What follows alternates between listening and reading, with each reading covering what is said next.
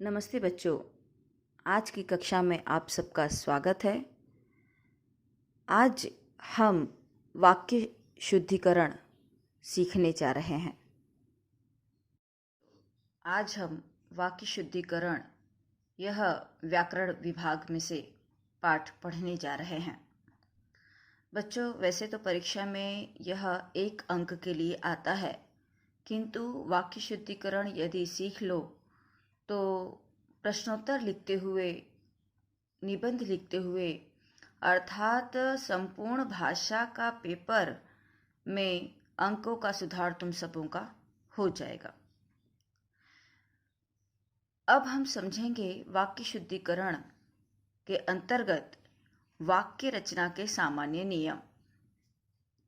बच्चों, शुद्ध वाक्य रचना के लिए हमें निम्नलिखित जानकारी होना आवश्यक है। सबसे पहला है क्रम, दूसरा है अन्वय और तीसरा है प्रयोग।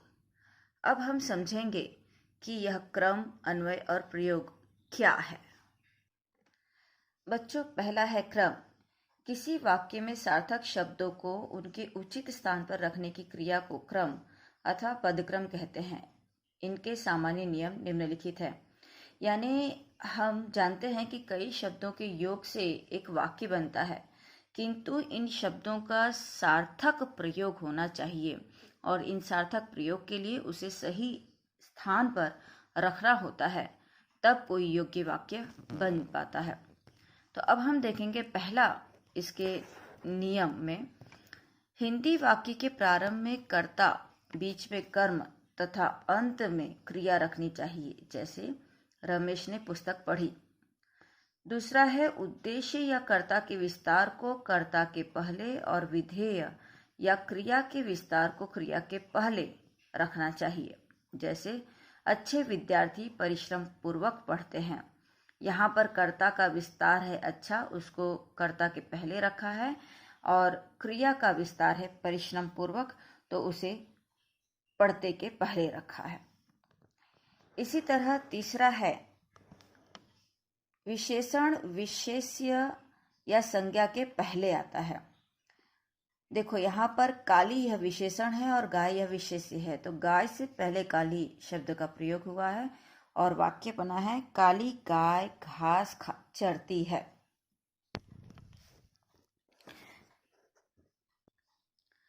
चौथा है क्रिया विशेषण क्रिया से पहले रखा जाता है। जैसे मोहन ध्यान पूर्वक पढ़ता है, तो यहाँ पढ़ता यह क्रिया है और किस तरह से पढ़ता है यह ध्यान पूर्वक, इसलिए क्रिया विशेषण को क्रिया से पूर्व रखा गया है। इसके बाद हम देखेंगे अन्वय। अब हम समझेंगे अशुद्ध वाक्यों का संशोधन, यानी अशुद्ध वाक्यों को किस तरह से सुधारा जाए। तो पहले समझ लेते हैं कि भाषा बोलने तथा लिखने में कई प्रकार की त्रुटियां या होती हैं या भाषा दोष देखने में आते हैं। भाषा की त्रुटियों के मुख्य 2 कारण होते हैं। पहला है उच्चारण दोष और दूसरा है भाषा के नियमों की सही जानकारी का अभाव। पहला उच्चारण दोष अब हम समझेंगे।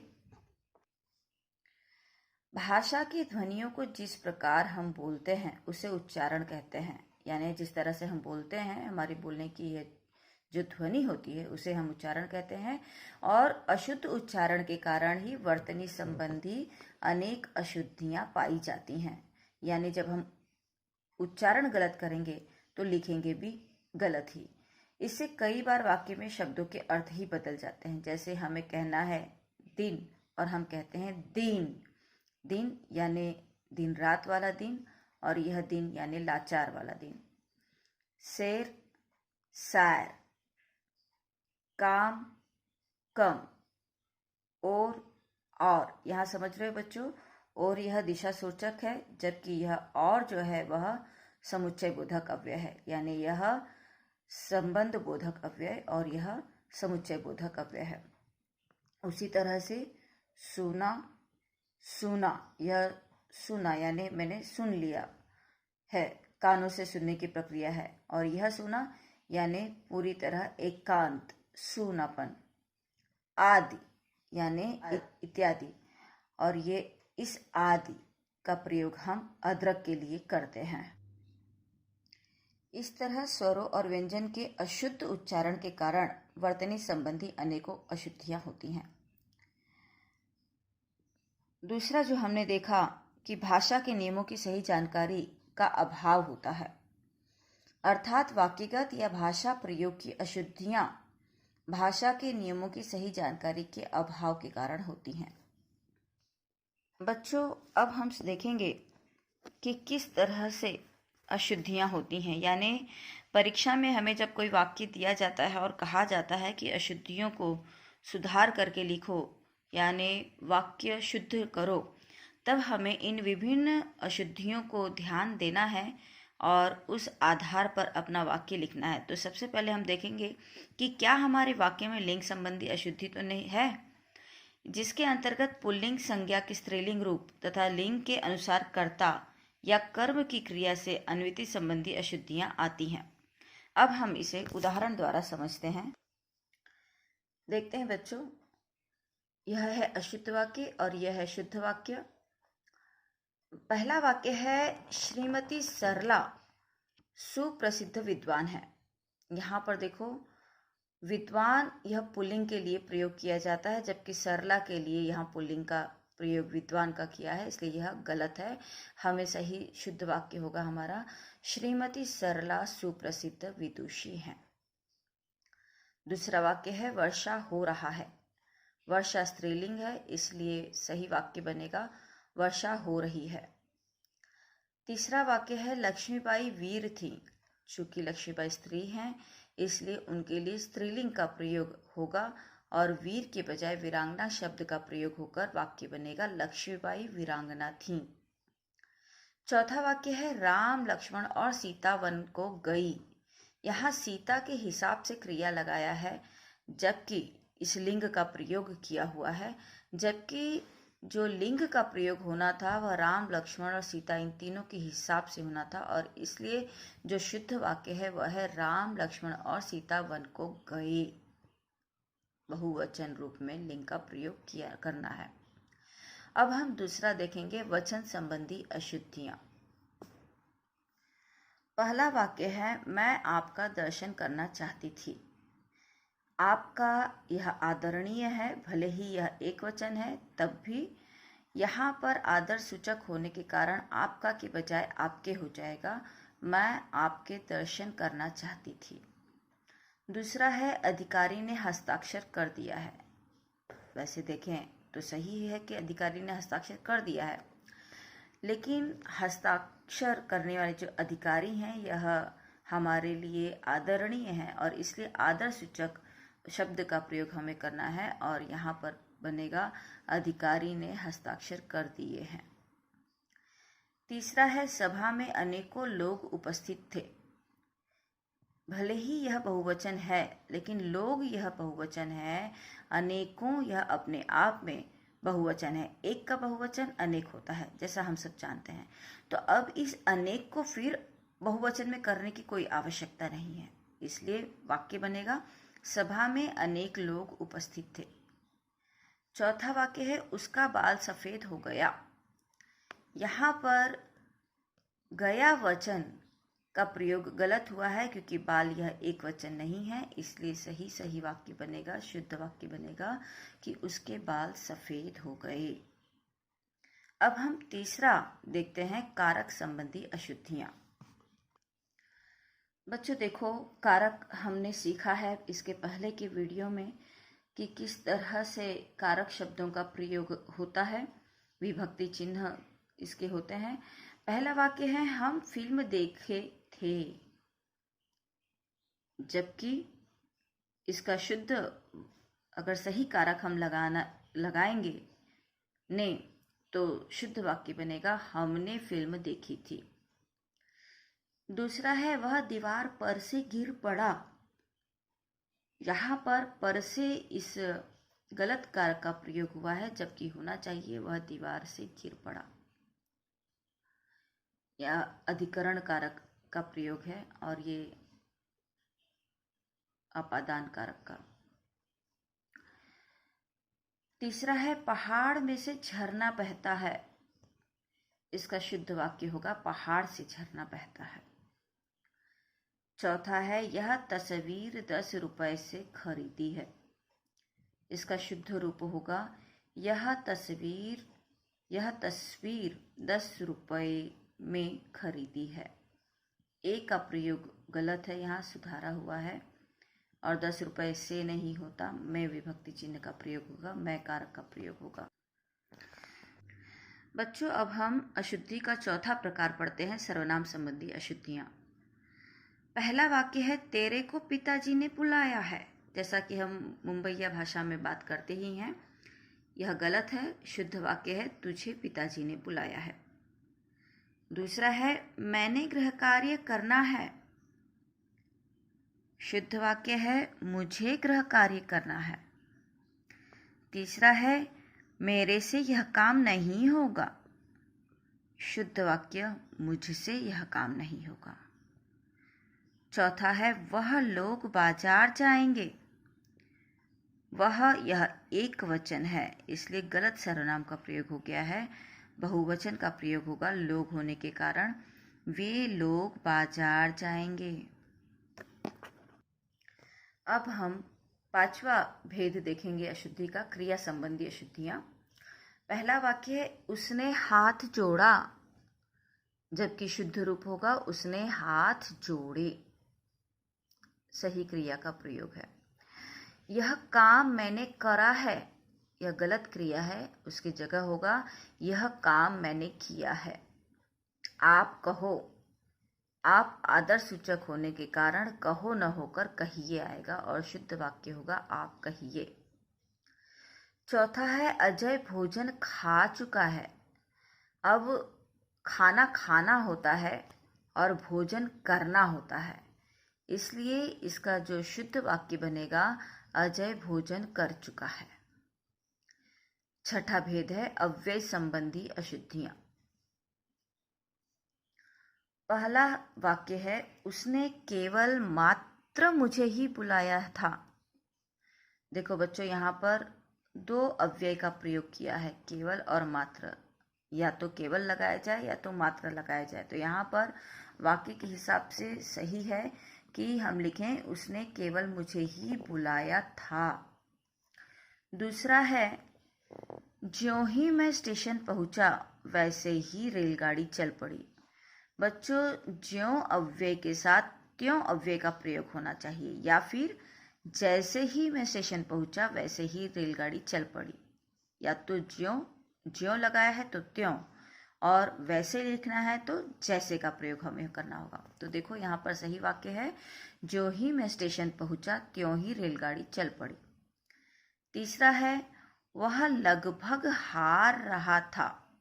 हारना जो अव्यय है इसमें अब लगभग की आवश्यकता नहीं है, बस चूंकि यह भूतकाल रूप में है, तो यहाँ पर होगा वह हार रहा था।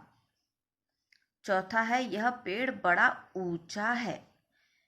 ये जो बड़ा है यह गलत अव्यय है, इसके स्थान पर पेड़ के हिसाब से होना चाहिए कि बहुत ऊंचा है। तो सही वाक्य है यह पेड़ बहुत ऊंचा है। अब हम अशुद्धि का सातवां प्रकार संज्ञा संबंधी अशुद्धियां देखेंगे। पहला वाक्य है रजाई में बड़ी गरमाई है। रजाई में बड़ी गरमाई है। देखो बच्चों, यहाँ पर गरमाई जो है यह संज्ञा का कौन सा रूप है? हमने संज्ञा के कई भेद देखे हैं। यहाँ पर यह गरमाई संज्ञा का भाववाचक रूप है और गलत रूप है। यहाँ पर सही होना चाहिए कि रजाई में बड़ी गर्मी है। दूसरा है सभी फलों में मिठासें हैं। फलों के हिसाब से यहाँ मिठासे का प्रयोग किया है, यह भी गलत है। यहाँ होना चाहिए सभी फलों में मिठास है। तीसरा है आप जाने माने साहित्यिक हैं। बच्चों, यहाँ पर यह साहित्यिक न होकर साहित्यकार होना चाहिए कि आप जाने माने साहित्यकार हैं। चौथा है मैं सोमवार के दिन बाजार जाऊंगा, और शुद्ध वाक्य है मैं सोमवार को बाजार जाऊंगा। के दिन की आवश्यकता यहाँ पर नहीं है, यह अशुद्ध है। आठवां प्रकार है विशेषण संबंधी अशुद्धियां। देखो बच्चों, विशेषण का भी गलत प्रयोग हम करते हैं। पहला है, छत पर कुछ आदमी थे। यहाँ पर यह जो कुछ शब्द है, कुछ यह परिमाणवाचक है और कई यह संख्यावाचक है। आदमी को गिना जा सकता है, परिमाण नहीं है वह, इसलिए छत पर कई आदमी थे। दूसरा है, उसकी लंबाई मुझसे बड़ी है। यहाँ पर बड़ी विशेषण गलत प्रयोग हुआ है। सही वाक्य है, उसकी लंबाई मुझसे अधिक है। तीसरा है, तालाब बहुत नीचा था। सही वाक्य है, तालाब बहुत गहरा था। नीचा का प्रयोग नहीं होगा, गहरा का प्रयोग होगा। इसी तरह से चौथा वाक्य है, यह पर्वत सबसे लंबा है। पर्वत कभी लंबा नहीं होता है, पर्वत हमेशा ऊंचा होता है, इसलिए सही वाक्य है, यह पर्वत सबसे ऊंचा है। बच्चों, अब हम देखेंगे पुनरुक्ति संबंधी अशुद्धियां। हम देखते हैं कि कई बार एकाधिक शब्द का प्रयोग किया जाता है अधिक प्रभाव स्थापित करने के लिए, जबकि वह गलत होता है। जैसे कि आप कब वापस लौटेंगे। वापस और लौटना, ये दोनों शब्द का एक ही अर्थ है, इसलिए शुद्ध वाक्य होगा कि आप कब लौटेंगे। दूसरा वाक्य है, कश्मीर में अनेक दर्शनीय स्थल। कश्मीर में अनेक दर्शनीय स्थल देखने योग्य हैं। दूसरा है, कश्मीर में अनेक दर्शनीय स्थल देखने योग्य हैं। इसका शुद्ध वाक्य होगा, चूंकि दर्शनीय और देखना यह दोनों पर्यायवाची शब्द हैं, इसलिए शुद्ध वाक्य होगा कि कश्मीर में अनेक दर्शनीय स्थल हैं, या फिर कश्मीर में अनेक स्थल देखने योग्य हैं। तीसरा है, तेज सिंह गुनगुने गर्म पानी से नहाता है। बच्चों, गुनगुना पानी और गर्म एक ही चीज है। सिर्फ गुनगुना लिख देंगे तो समझ में आ जाएगा कि ये कम गर्म पानी है, इसलिए इसका शुद्ध वाक्य होगा, तेज सिंह गुनगुने पानी से नहाता है। इसी तरह से चौथा वाक्य है, स्त्री विलाप करके रोने लगी। अब विलाप करना और रोना यह एक ही शब्द है, पर्यायवाची शब्द हैं, इसलिए शुद्ध वाक्य बनेगा कि स्त्री विलाप करने लगी।